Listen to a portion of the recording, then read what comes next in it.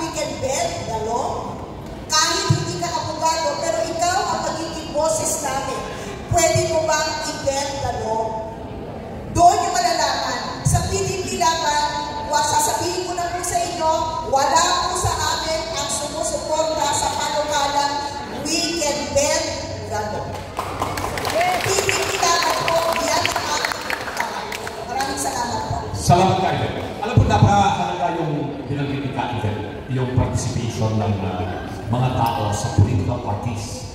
Kanina binanggit ko na kailangan mga political parties, grounded sila, may pundasyon po sila sa baba.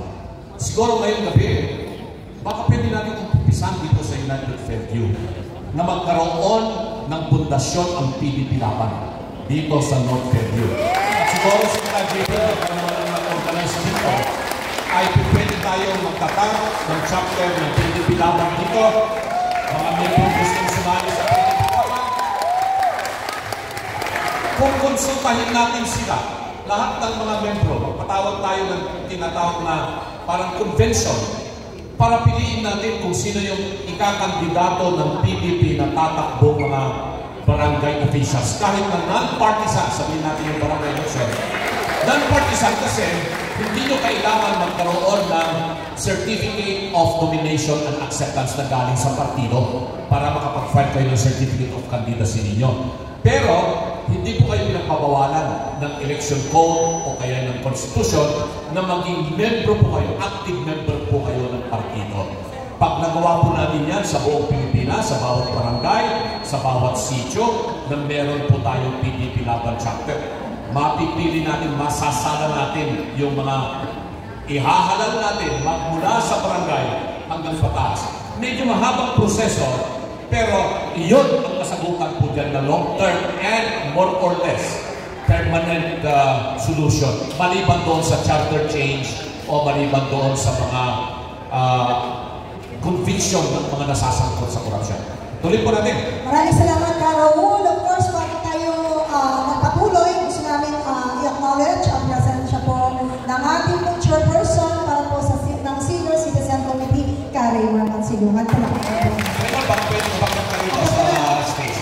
Alam niyo, eksakto po ito ang ating pong balitaktakan ngayong hapon dahil sabi nga nila, naniniwala po ba kayo na kapag may korap, may baha? Ang hina naman, no?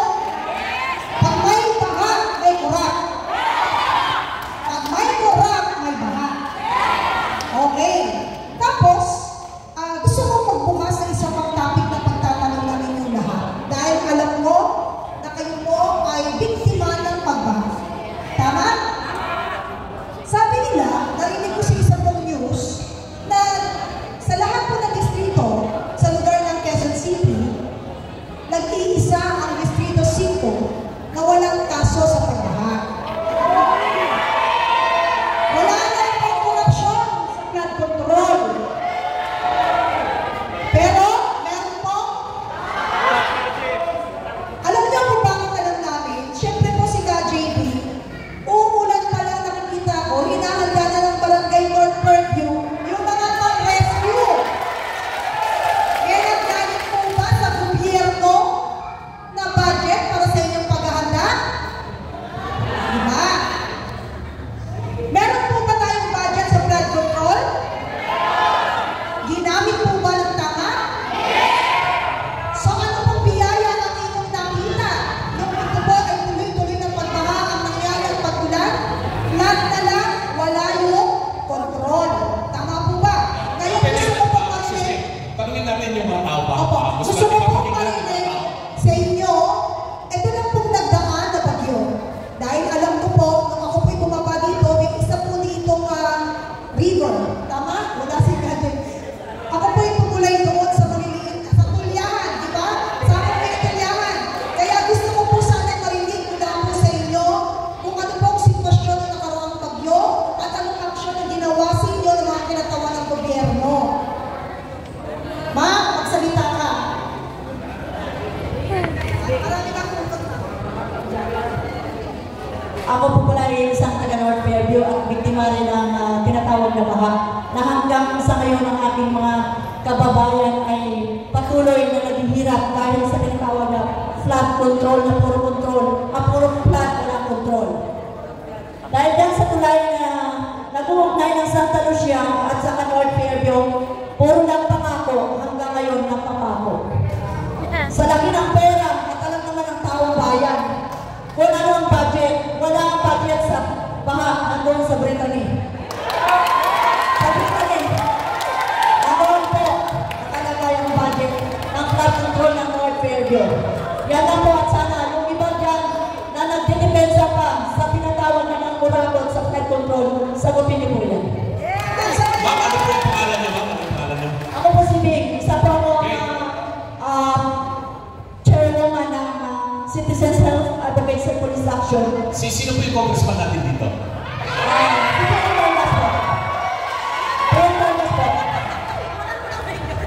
Ganun ba? Kasi, di ba merong report na ipapatawag yata sila sa ICI? Pero ang gusto nila, mag-a-appeal sila sa ICI pero executive session. Executive session, anong ibig sabihin nun? Sabi ni Atty. Bundok kanina at saka si Atty. Yvette, grabe talaga ito, massive yung corruption, massive din yung cover-up. Kaya nawawalan ko rin ng credibility yung ginagawa nilang investigasyon. Meron akong narinig na sinasabi ng mga cabinet members at saka yung mga tagapagsalita ng depensa ng administrasyon. Kung ang nag-umpisa na ibulgar itong corruption sa flood control ay yung Pangulo mismo. So, hindi siya sangkot dito sa corruption. Bakit naman niya ang umpisa na investigasyon kung masasagot siya?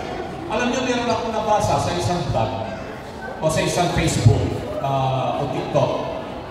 Para bang yung sitwasyon na may grupo sila tulad dito, tapos may sumambulat na mabaho, tapos may sumigaw, o sino kang nagpakawala? Imbestigahan kung sino yung nagpakawala ng mabaho. Parang gano'n yung sitwasyon, hindi ba? Kaya nakakalungkot talaga na yung sitwasyon na pinanggit ko ngayon dito sa distrito ay nangyayari. Meron siyang nag-wrong. Habang nagsasalita ka, sabi po ni ate, hindi po ako nagsisinungaling. Meron po ako narinig doon sa kaliwa, sabi nila, ano bang meron sa Brittany? Ba't nabanggit ni ate? Pwede na natin ito meron sa Brittany. Pwede na natin ate, for transparency, para hindi maging marites. Ano meron doon? Meron sa Brittany, ba't nabanggit ninyo? Kasi mayroong mga official na nagsasabi wala daw pong project si Diskaya sa District 5. Pero meron po. Meron siya Meron po yan. Alam nila po yan. Alam din po ng mga official ng ating gobyerno diyan na nakasako po sa Quezon City po. So, tama pala yung sinasabi ni Diskaya na May investigation din po yan at alam naman natin na may report po yan. meron siyang project at meron siyang Nataran yan sa kanilis. Nako. Raul, katungtungan ko lang, ano ba masasabi ninyo sa naging news 2 days ago na sinasabi na ang pinakamalinis at wala pong bahid na distrito sa kabuuan ko ng Quezon City at wala pong question ko natin sa mga flood control budget ay ang distrito 5. Totoo po ba ito? Nagtatanong po ako, yung pinangin mo ba ito ng distrito 5? Pati po ng Distrito 5 ang Brittany po. Malaki po mission. Ayan. Hindi po yan malinis na. Tayo po dito ay nagbibigay ng freedom of expression. May gusto po bang freedom of speech? Hindi. Baka may gusto sumusog sa sinasabi ni ate. O sino pa ba yung mga gusto pag magsalita at magsabi na siya? Ito si ate. Dito kasi maingay dito kanina. Dito tayo. May mga cheer. Si ate. Bigyan natin ng ilang people ate.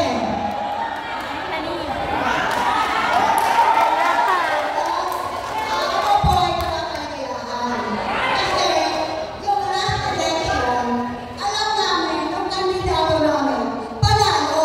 Ang problema po, dapat gawa ng paraan na balikan ang